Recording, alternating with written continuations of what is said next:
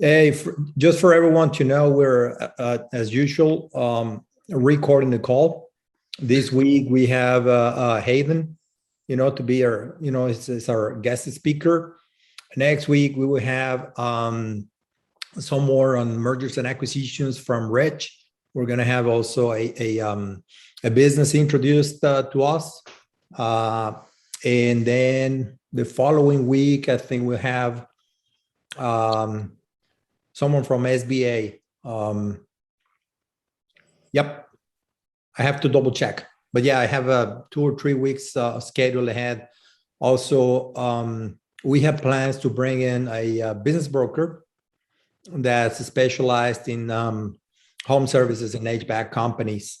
So that's going to be also fantastic. We're still structuring whether we want to use the time to present more than one deal, or maybe we can have 2 sessions, one just with the broker to talk about, relationships with sellers, how to treat, business brokers, and all those, conversations. What's the point of view of a business seller? Everything we can learn from a broker, other than talking about a deal in particular. So there's a couple of things we have there for you.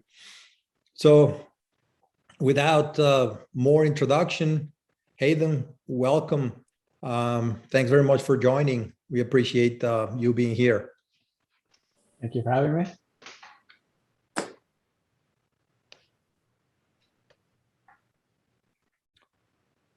Should I give a background on myself? I'm not sure if. Yeah, that's fine, and okay. that will give me time to pull out here from our system some of the questions we have, received with anticipation, and also, everyone they know the drill.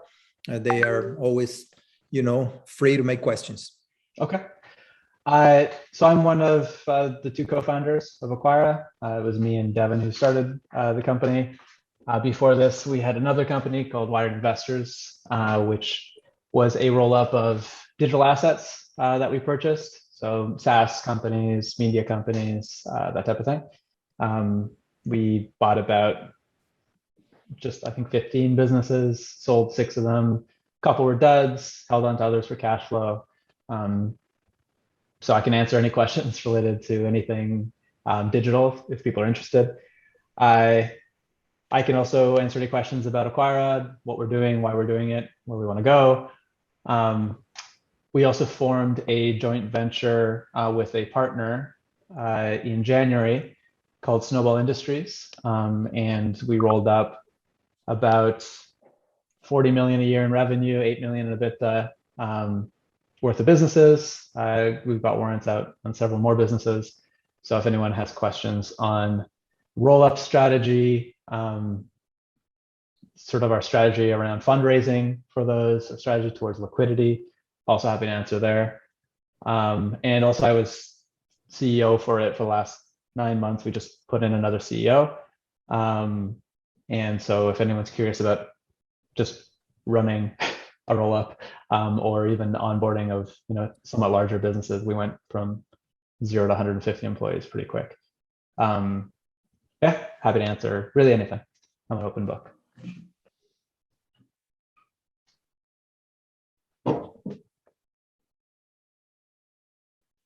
Well, Hayden, I can start here with one of the questions that was received, in advance. During a pre and post acquisition, what are the active goals of Acquira as a partner? What are the exit strategies and multiple valuations Acquira offers? I guess it's kind of a broad question. Okay, so there are 2 questions there. So pre and post acquisition, what does Acquira do as a partner? It depends on what you're buying. So we only want to become meaningful partners in something that is something we can add value to, right? So the maximum we'll take typically is 30%, and we would only do that if we feel we can A, double the value of the business, and B, give you a path to liquidity. And so right now, that is typically in home service businesses, simply because we've done it a lot. We've got all the processes, we've got the framework in place. Like the last 10 months for me was really developing a framework that we can apply to home service companies, and we have an exit path in place in the sense that we have a roll up that can purchase businesses at higher multiple than what you buy at, but we'd have to grow them. So that's kind of the most meaningful partnership we could have. And then if you're buying something that is not really aligned with our strengths, we probably wouldn't partner, or we would probably set up a relationship where, you know, we work together for a bit of time for us to really see if there's a place that we can add value to. I would say the only other situation is if someone wants to do a roll up, then again, that's something that we're very interested. And there was a second piece of that question, right? Yeah, like exit strategies and multiple valuations. Okay, yeah, so I'll give the example of Snowball. So Daniel's actually participating in this same thing. Snowball is really only interested in businesses that are making at least $1 million in, I would call it like pro forma EBITDA, meaning going forward, they'll be making $1 million, like actually making $1 million. Anything below that, it's not really worth the time, I guess, for Snowball. But at that size, Snowball is willing to pay 5x. So, you know, what I'd like to do with Daniel is let's put in, they're also willing to help systematize the business and apply their entire framework. So basically the deal is Snowball gets, in exchange for a warrant to purchase the business at 5x, if it's over $1 million in EBITDA, Snowball is giving, you know, $200K worth of services, systemization services, which is everything from like digital growth to, you know, integrating the actual business, which is a larger topic. So it's a way, ideally, if we can grow the business over 50% in a period of 2 or 3 years, the business will make probably over $3 million on the exit in profit. So I would like to add to that from my, own side of things, what Hayden explained it. Current valuation of the business I am about to close is $2 million, $2.2 million. And the multiple is 3, a little bit above 3. And EBITDA is 650. So from there to $1 million, actually is higher than that, given these years, has been doing great. So going from 700,000 to $1 million is doable. And that would change the valuation from 2.2 million to $5 million. Loan paid, still keeping 70%, ownership, I believe is a great deal. I am coming up with $240,000 equity injection. So you already know the benefits of leveraging, on a loan and all of that, but also the partnership, with acquire. So that's why I said, okay, acquire is in, with a stake of a partnership, and but also interested on growing the business. So it's a nice win-win-win, right? Because Snowball gets a great win out of it because realistically, 5x it's a good price for what we're looking for like a well systematized business. We're currently paying 5 to 6x, and generally buying 2 to 3 million in EBITDA. But these businesses don't come systematized, right? You still have to go in and you have to set up there's still a collection of talented technicians loosely or held together by one owner operator who's about to transition, right? And so that's a lot of work. So it's great for Snowball. And our whole thing is if we can roll up a bunch of EBITDA, then we can raise capital on higher valuations. So it's still, even at 5x, it's still strong multiple arbitrage for Snowball, right? And so putting together, warrants on EBITDA basically lowers our cost of capital. And my goal is, for Acquire's goal, is to set up more and more Snowballs, agglomerates. That's very, that sparks questions on, well, maybe, I don't know, it's something you are still, I guess, analyzing. What are good industries that look promissory for additional Snowballs? Yeah, I mean, a lot of it is that's the reason Acquire exists. It's very exploratory, right? I never thought of doing a business in like the OSHA, EPA hazmat space. You just don't think about that, right? And then somebody comes in and they already own a business in that space and they want to buy another. Like that's very interesting, right? And so the question is, can Acquire provide value in that space, right? And that's something we need to look at, and we all always try to look at it very honestly, right? So yeah, it's for me, it's always a wonderful experience to see like what comes in and you're like, huh, okay, let me let me think about that. Yeah, excellent. Hayden, here, is asking before we go to these questions, from Nate, is asking, would Acquire be interested in partnering in a manufacturing company? My initial answer is yes. Before I was working on this HVAC company, I presented Acquire a deal on manufacturing of medical equipment like hospital beds and specialty mattresses, and they were interested. But I don't want to answer for Hayden. I would say again, it depends on what you're manufacturing. I would say so.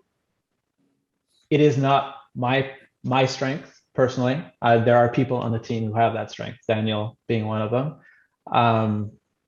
Typically, I would say like the areas where we can provide a lot of value is anything involving like revamping a digital marketing strategy, which does not apply to manufacturing, or even anything that is about revamping sales strategy, which does not apply to manufacturing.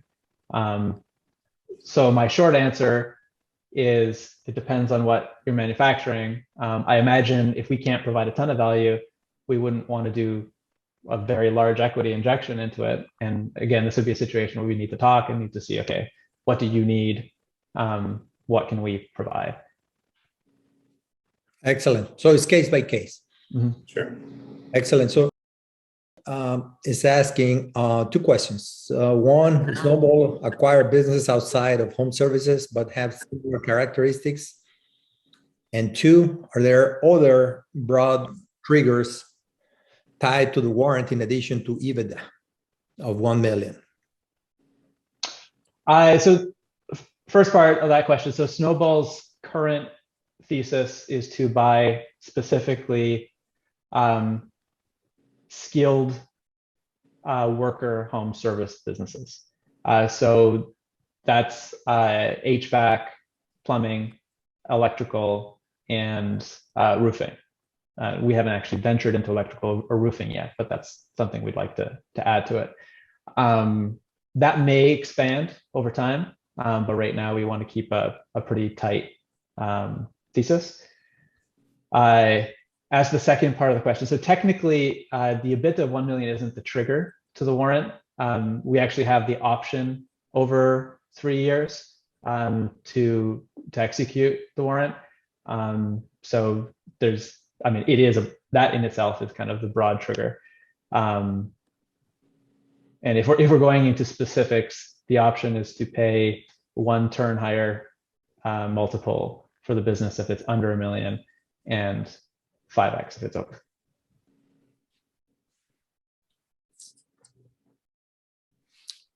Does that answer your question? Yeah, thank you. Appreciate it. Yeah, you're welcome. Very good. Which geographic area has Snowball been closing most deals in? Geographic area? Yep. Ooh, there isn't, I would say Phoenix, I guess, wins, but barely. It's been all over the country, really. I would say we're looking now at there's a lot of interest in Florida now. Texas, there's always a lot of interest. Sort of the Washington, D.C., Maryland, Virginia area, there's always been quite a bit of interest. But I think Phoenix wins out by 1 or 2. Very good. Does that answer your question?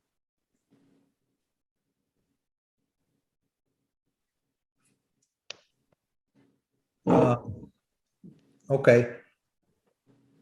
You're muted in case you wanted to talk, Bipin. So the next question we have here from is, can you discuss the basics of a partnership beyond the financial aspect? The basics of a partnership beyond the financial aspect. I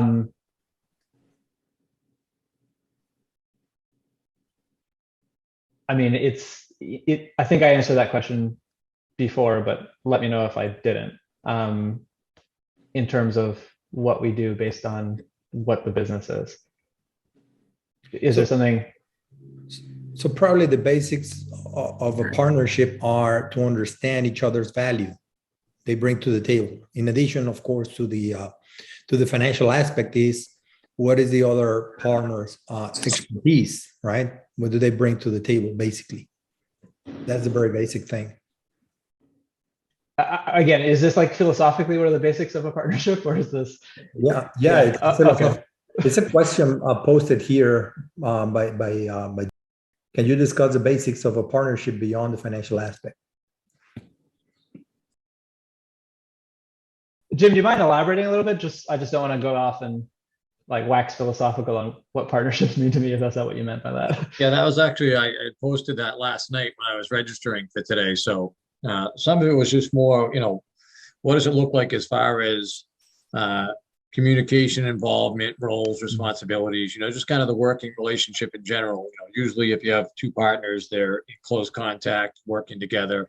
Is it similar to that, or is it, So we're minority partners. Again, 10 to 30%. I'll give you like the 10%, the absolute minimal amount would probably be that we have a board seat and that we're there for monthly P&L meetings, and that we help with key hires. So like GM, CEO hire is important. Other board members. We do try to buy businesses and kind of turn them into what is effectively a board run business, so that it's not you who's actually working in the business every day. And that's typically a 12-month process. So that entire process, there's like a couple frameworks that we built around that, including a lot of process behind it. So we provide that and can provide, a reasonable amount of coaching around it. And then obviously if we have that other snowball deal we talked about, it's significantly more involved, right? It's like $200K worth of services, and those are usually, depends what you need, but they have sort of a fair market value. And it's consulting, it's digital growth, it's recruiting typically. And that's more active. Does that answer your question? It does, thank you. Okay, excellent. So it's asking, how can one tell if a business could benefit from an online marketing strategy?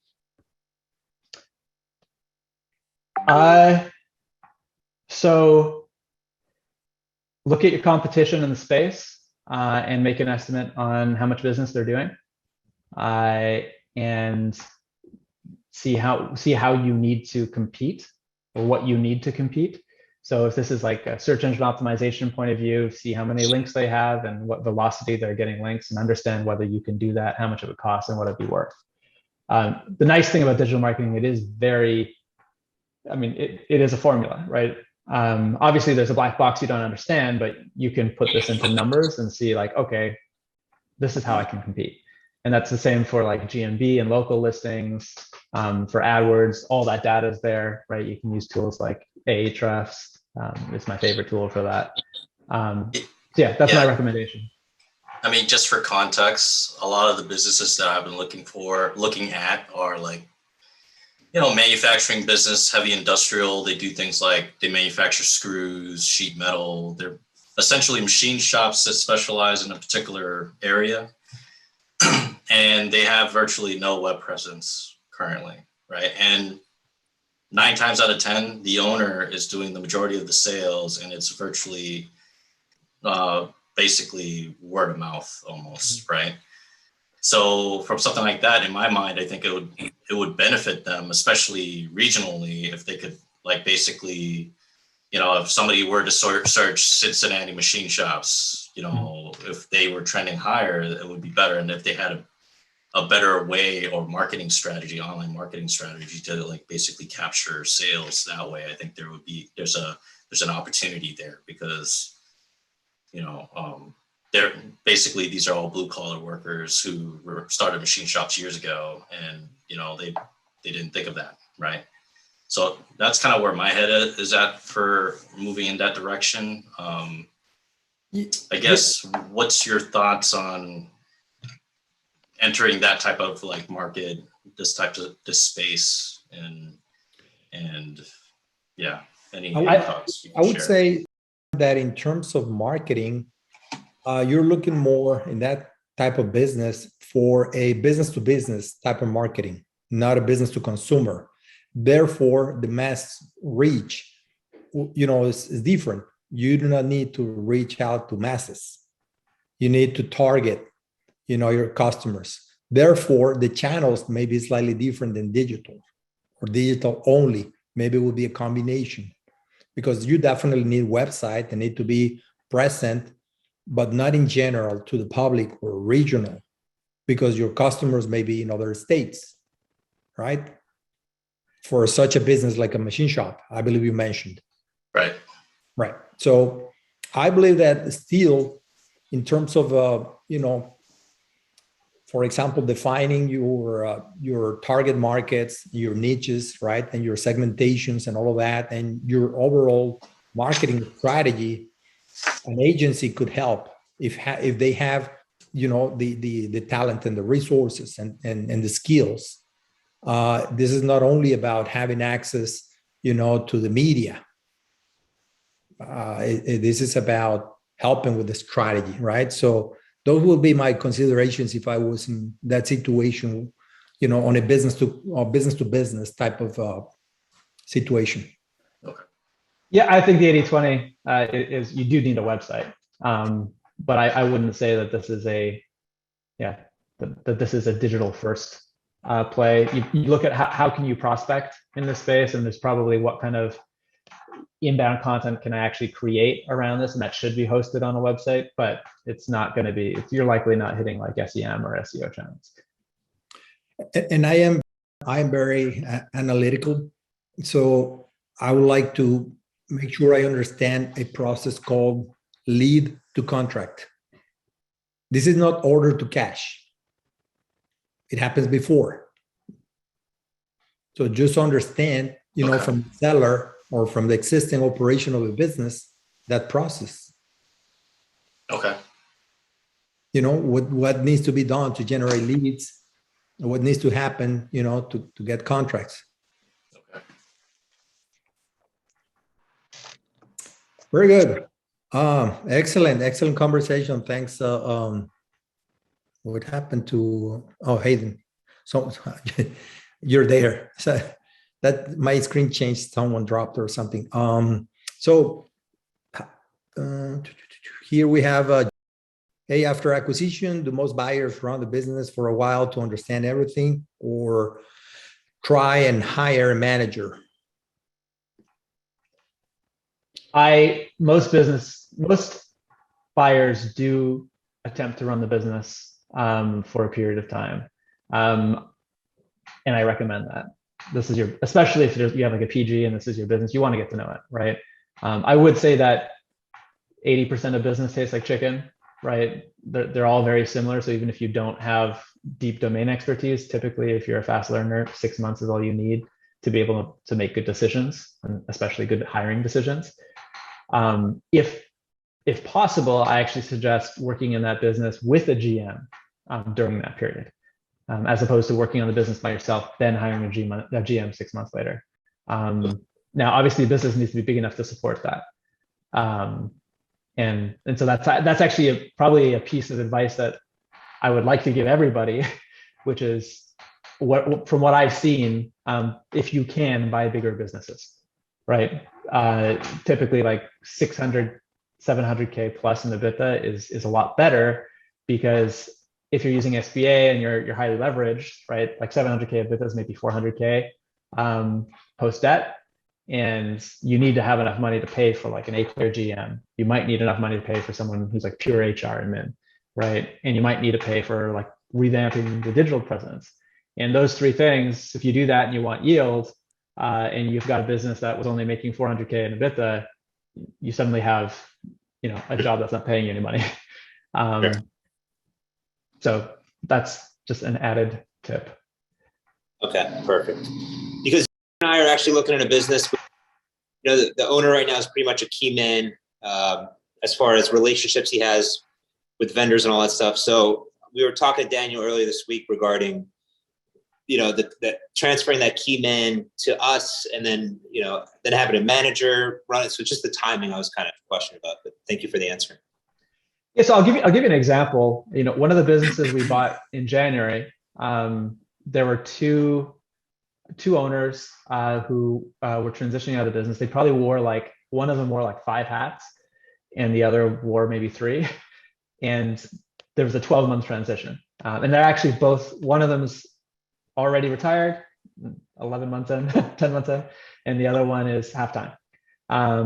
So we managed to do it. But what we have to do is, I call it like downloading their brain, right? You literally have to go and figure out what hats they're wearing, who else in the company can do them, and also just kind of understand who in the company, like what kind of depth does the company have in each task or each key process, how many people know how to do it. And I literally asked them, what is this? Can you just score these people 1 to 10? Let's define a 1, let's define a 10. And I went over the entire staff across basically everything involved with HVAC construction. And then we kind of analyzed it and we saw, okay, on this step, we have a lot of strength. In this step, we're very weak. How do we work with that? And then setting up a seller transition timeline. Like in that case, the only way I'll do that business, or I would recommend you do that business if the seller stays on, if you have a good relationship with that seller, and they seem to be like mentally stable. And no, I'm not joking, like, because a lot of people can be burnt out, right? And that's how you can get burned. And as long as it's like a really mutually understood, this is what I think the timeline needs to look like. Obviously, I don't have all the answers right now, but from what I can tell, you have this, and this responsibility, and we really need to give it to somebody else. Okay. Awesome, thank you. You're welcome. Has a question here. One industry we're actively looking at deals is in the FedEx route business. It's a great roll-up candidate as you can scale horizontally. We have 2 SBA banks lined up who have done hundreds of deals, and we're curious what acquirer's point of view on those businesses is. I'll be totally honest, I have zero opinion on this business. I have no experience with FedEx routes personally. I would be interested in looking and getting to know and understand it, but at least for me, I can't provide any value. I answer this question well.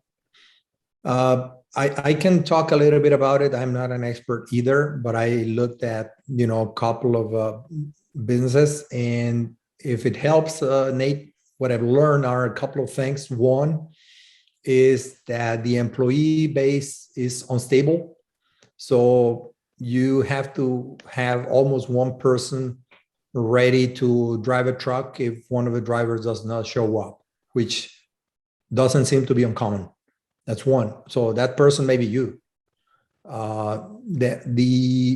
Something else I learned is that sometimes you have to be very cautious about the contracts of the routes they have.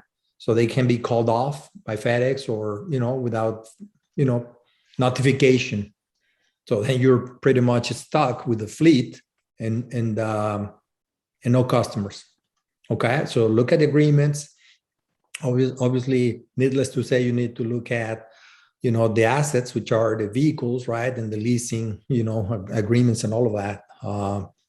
Definitely, go through the due diligence. But those are a few things that I learned that, at least for me, made it not so attractive as I thought at the beginning. It's interesting. I'm not saying it's not a good business. I'm just saying that I saw a number of businesses being offered for sale, and that's not normally a great sign. Like, for example, automotive shops. If we're looking at in 10 years, cars are not gonna have an engine, but only batteries. Well, then I understand why I see so many car shops being, plus that many of us are working from home, so less mileage, less service. So I can understand, Nate, I've put my contact number, my cell phone in the notes there. Give me a shout later and we can chat about this as well and compare notes. There's plenty of disadvantages. And I've also heard that, I don't know if this is a broker's pitch to me, which is not true or not, but there's a lot of these routes that are getting sold these days by sellers that have large majorities of each terminal. And supposedly FedEx is saying that they're limiting the horizontal growth that you can go through, because they're saying they don't want more than a certain percentage of their terminals to be controlled by one guy, right? What happens if you get cancer or you get hit by a car, et cetera?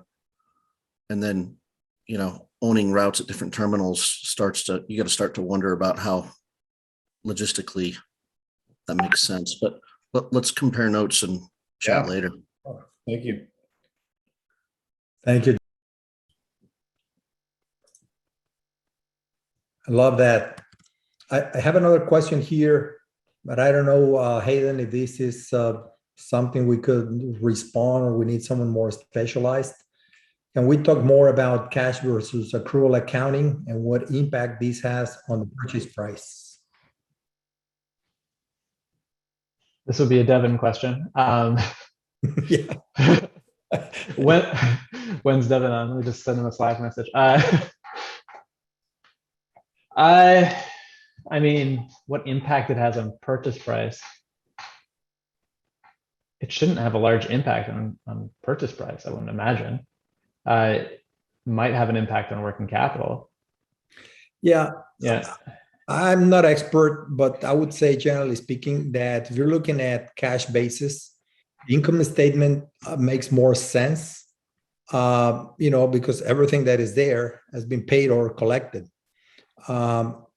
Whereas if you're looking at accrual basis, then the balance sheet is also something you want to understand in more detail, like Hayden saying about the working capital and other, rows, inventory or assets or things like that, will show differently in the balance sheet.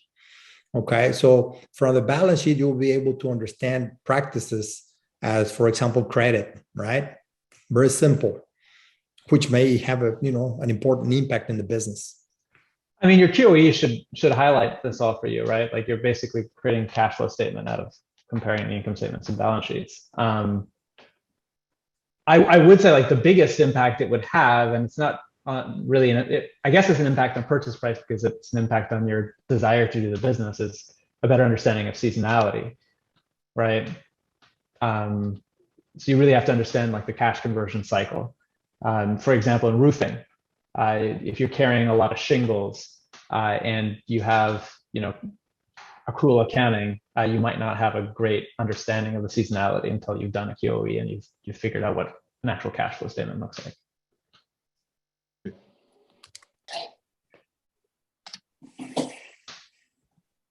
Good question. I understand that one of the challenges to grow a home service business is a shortage of labor. How do you address this problem in your business? Great question. And yes, it is, especially, anything in the trades. It's a big issue. So there are a few ways. I'll give you an example. Kylan is now running a plumbing business that we have in Montana. And so what he's doing is he's manufacturing the workforce. And actually, I believe the answer is always, you have to be able to build your workforce, right? You can't be headhunting in this space because there's just too much competition, and the people you hire tend to be, people who transition between companies very regularly. So I think you need to build your own workforce. One way of doing that Kylan's doing is he actually has people come in and do ride-alongs, and they actually do ride-alongs for free, and then has the team kind of decide whether he wants to keep them on. And about 80% of them actually don't work out. So that's one option. Another option is, so one thing that we're working on, it got somewhat delayed, is actually finding the workforce abroad. So in Mexico, basically finding people who are already skilled at this, speak English, and then sending them over on TN visas, which also actually can solve for seasonality, because a lot of these guys are really happy to go for 8 months and come back for the winter for 4 months. So you can get creative with things like that. Retention is actually the real question, right? So how do you retain them? And the best way to retain them is to do some form of profit share long term, right? So that they basically make more money than they can anywhere else, and get to the point where if they quit, they're probably losing several $1,000s a year that they can't get elsewhere. So focusing on that retention piece. One thing we did with home service businesses is we always have someone whose dedicated role is people and culture, as opposed to just leaving that to the GM. Because if it's left to the GM, it tends to be done in spurts, and it tends to also be a little ignored. Whereas if you have someone dedicated to it, dedicated to recruiting, dedicated to onboarding, dedicated to retention, and their metrics are all associated with those three things, that person pays for themselves really quickly. The cost of churn is immense when you have, when an HVAC tech is making you $400K a year at 50% gross profit, right?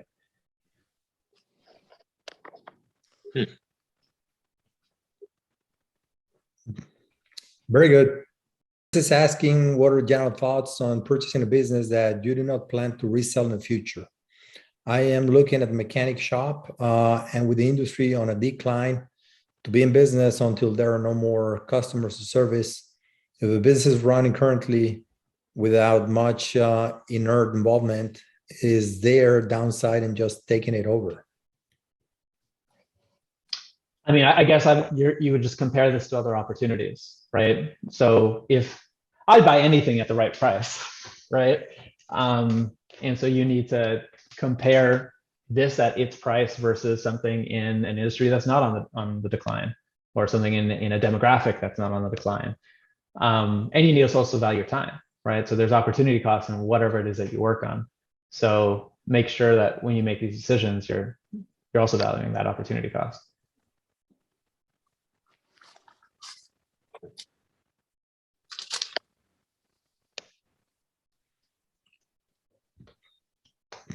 Very good. Question. Does that answer your question? Yeah, you said thank you. Yeah, it does answer my question. And Daniel, I put time on your calendar to discuss it as well. Yep. And really looking at it to see if it is the right cost, because this opportunity is close to home, geographically speaking, up the road, literally. And the owners are trying to just get out. So it's kind of handing off the baton and trying to assess truly the opportunity cost. So thank you. Yes, that did answer my question. Yeah, I'm looking forward to our call. Hopefully it's as good as the one I had with. I really enjoyed it. We went over 30 minutes by a long stretch, but I think we all liked it and enjoyed it, right, guys? Yeah, absolutely. Great conversation. Thank you.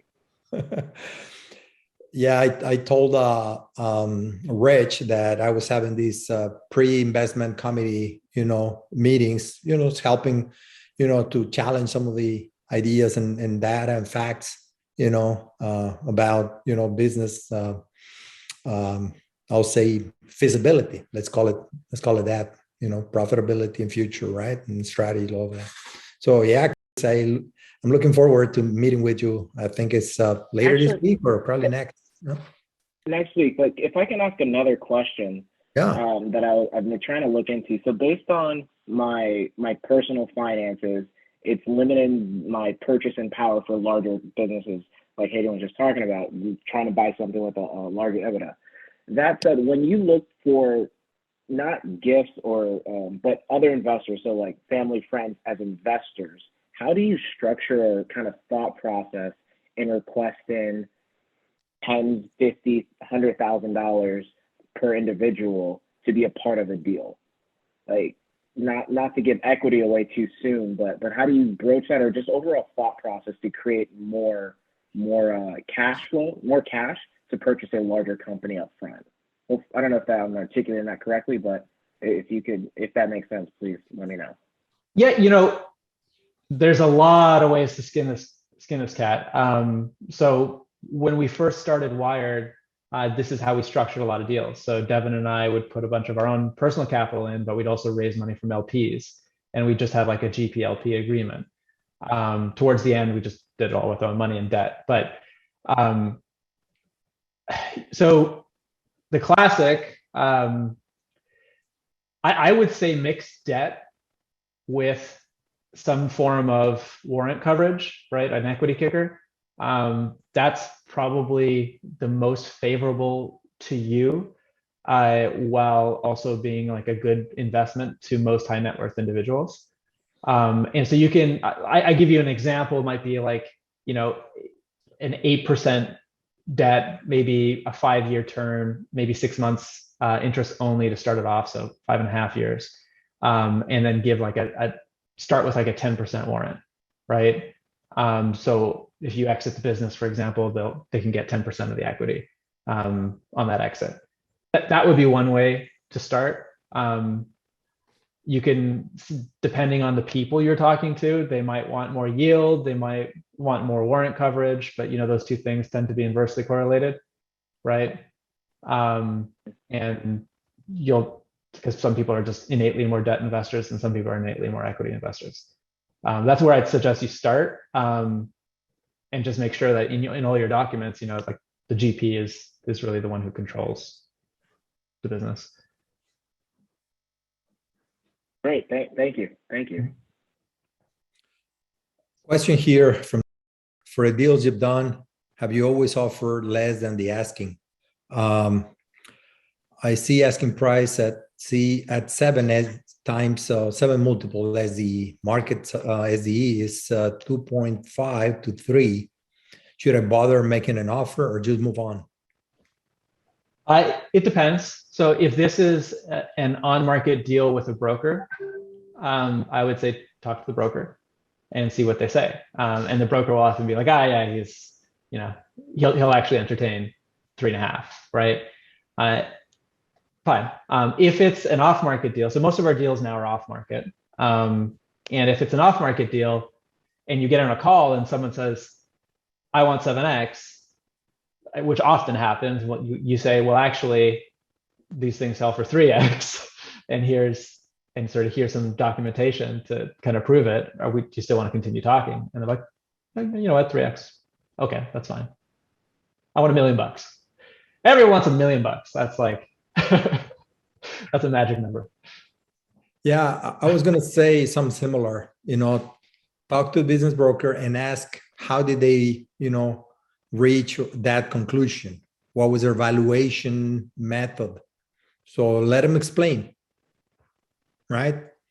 Sometimes they say, hey, we want to see the market to determine that, the right price. This is just a starting point, right? And there could be all kind of answers. Ask how long has the business been in the market? They have received previous offers. They may decline to respond, but at least you get in a conversation. Let's say other than the price, the business looks like it could be, okay? So then it's worth it to make questions before even thinking of presenting an offer, right? Just make a question to see where they're coming from, right? Like Hayden explained. Yeah, and one other thing was, as I looked at this particular deal, it did have fixtures and assets, basically FFE around the 7X price point, right? So it almost looks like they're selling it for the assets and the business only, but the cash flow doesn't justify that price. So what would you do in that situation? So that's the other thing I was going to mention is if there's real estate or if there's like a serious amount of equipment, it could make sense. In which case, you kind of look at that from a return on equity standpoint, or return on asset standpoint, pardon me, which you'll have kind of metrics or benchmarks in that space. There are other reasons it could be 7x2, right? It could be what I mean to say here is that brokers tend to just give things, the same multiple, or tend to just go with whatever the client wants. And sometimes something, even though the market SE is 3x, sometimes something is worth 7x, right? Maybe it's entirely systematized already, and it's got like a compound annual growth rate of like 40%, right, for many, many years. I would probably look at buying that business for 7x, even if the market average is 3. If you are looking at buying something with real estate, also keep in mind SBA can treat that differently, and you can also kind of customize the bill of sale. You can play with it a little bit in order to be a little bit more favorable, and extend your amortization quite a bit.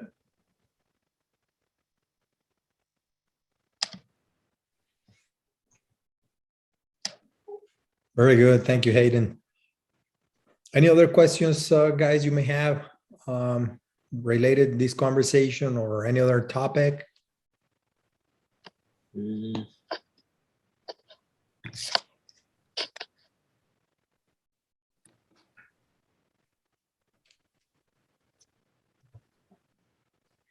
What are your thoughts or feedback about, the calls we have had in the past 2-3 months, or any topics we may have not covered that you would like to hear about? I got some stuff I was going to email you about. This might be an easier way to do it. And I don't know if you guys have looked into this or had calls on it or not. Everybody is familiar with ROBS. Are you guys familiar with the RAP, R-A-P? RAP.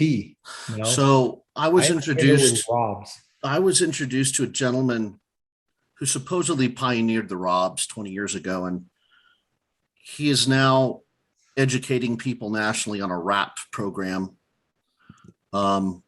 which is basically a ROBS, but with a Roth. So it's a little bit different entity that holds holds a membership to the business, but you end up paying, let's say you're buying a $1 million business and you need to put 10% down. You can put 10% down from your Roth, and then everything, all your dividends and future value become property of your Roth. So it's essentially tax-free when you take it out on the back end. Does that sound familiar at all? Have you heard of that? I heard a little bit, but in a different manner, and I did not explore it in detail as I was not considering that as a strategy. But the conversion to a Roth plan of my IRA, and if you stay without divesting, right, the assets for 5 years, then it becomes tax-free. That's right. And I know a lot of people are thinking about, with current administration and what's going to happen to taxes, a lot of people are thinking about converting traditionals and SEPs to a Roth and paying the piper now. I'll email you a little flyer and make an introduction if you'd like. And then, I think this guy would be a really valuable guy to have on a future phone call. Okay, definitely. I'll make contact with them, talk to him a little bit about this topic, and also we'll probably have him connect with Rich. He's our, financial M&A, advisor, Rich Kopich. Yep. And definitely, it's great. That's what this community is about, John. Thanks very much for your contributions. Sure. Yeah, I've asked Devin about it. So if I hear anything back, I'll forward that on to Daniel to send to you, John. I'm sure he's looked into it. This is his passion in life. How not to pay taxes. Okay. Yeah. Yeah, it was basically presented to me. You know, if you take on $1 million worth of debt, you put $100,000 down from a Roth. Even if you're you don't scale that company at all, you pay down the debt, and in 10 years you've 10x your money because it's worth 10 million now and it's tax free. I don't have to be very good at math or into the stock market. You know, I don't have to be a quant guy to realize that's probably not going to happen for the next 10 years in the market. Okay.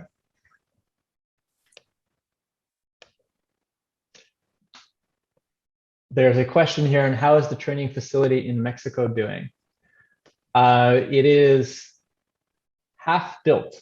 So we've built up about basically 2 workshops and like a model house.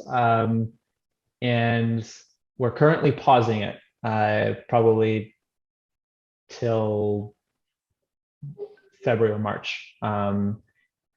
So ideally we'll look at again in February, March. And you were looking at both having U.S. citizen traveling, being educated or trained here and come back to work. And now you mentioned also about the possibility of working business, if possible, right? Yeah, that was the original thesis. And then I talked to some immigration lawyers. They said it was a little harder. And then I talked to another group that said that they could do it. So we're part of the reason it's paused right now is we're kind of proving that with a couple people.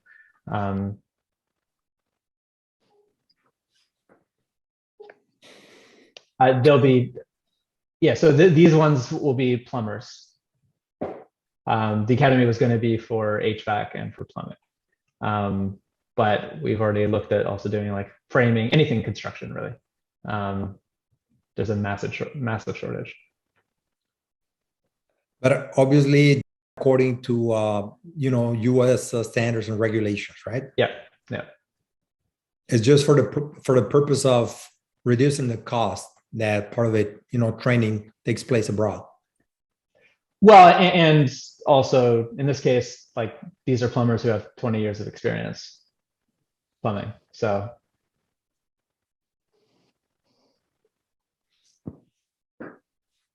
they still have to come back and apply for a license, right? As plumbers or HVAC technicians. Well, no, it depends on the state, right? I mean, you need to have a master license at play, but they can go and do work. They know how to do work, right? Perfect. Guys, we're almost at the top of the hour. Thank you very much for all of your questions and your contributions as well. We'll continue bringing, different topics. Thanks very much to Hayden for joining today.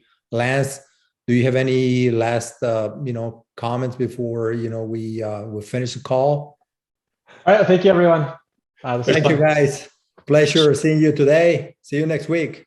Yep. All right. Thank you, Hayden.